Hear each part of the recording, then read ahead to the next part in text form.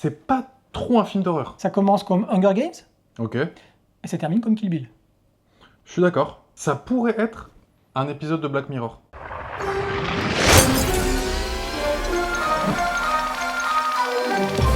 Stan Stan, je...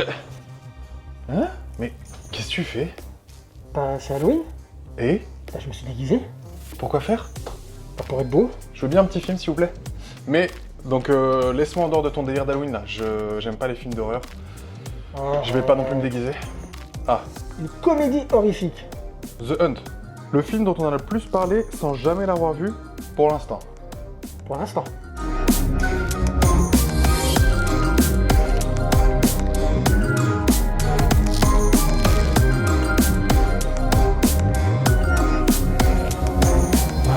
Tu peux quitter le masque, en fait. Tu peux l'enlever. C'est T'es fini. sûr? Oui, oui, bien sûr. C'est Ça va mieux comme ça? C'est mieux, effectivement. Bien, Visuellement, bien, c'est un peu plus mieux. Très bonne surprise. C'est pas trop un film d'horreur. Il y a un peu de gore dedans. Un peu beaucoup. C'est un film sur comment des gens qui voient des signes un peu partout dans le monde se construisent leur propre conspiration. Et quelles sont les conséquences de ces conspirations? Ça commence comme Hunger Games Ok, et ça termine comme Kill Bill. je suis d'accord. Tout le monde se réveille dans une prairie. Qu'est-ce qu'ils font là? Ils voient au milieu de cette prairie-là une grande caisse. caisse. Ils l'ouvrent Il y a un petit cochon qui et il sort. y a un petit cochon qui sort. Il y a un cochon avec une fraise autour du cou. Ouais, Tu dis, mais qu'est-ce que c'est que ça? j'ai pas la ref.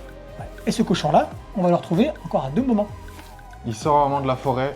C'est ça, Et la troisième fois... à la fin.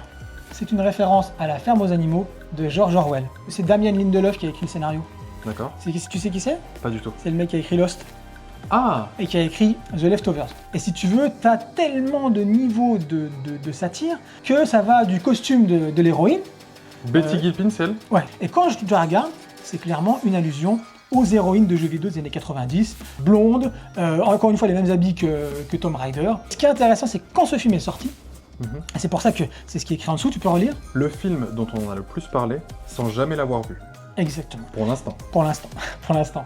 Et c'est pourquoi? C'est parce que ils étaient en train de faire le mixage son de ce film-là, que les gens sur Internet s'écharpaient et commençaient à dire voilà, il y a un film anti-Trump qui va sortir, c'est encore les élites démocrates, parce que Trump, après, il a vu ce film, et a déchiré le film en disant que c'était honteux de faire un film pareil, que ça l'attaquait lui, etc. Machin et tout. Encore une personne qui, à mon avis, n'a pas terminé le film. Et au final, plein de gens en parlaient sans l'avoir vu. Et je trouve ça très intelligent dans la communication d'avoir mis ça en avant. Le film pose aussi une question très importante d'actualité.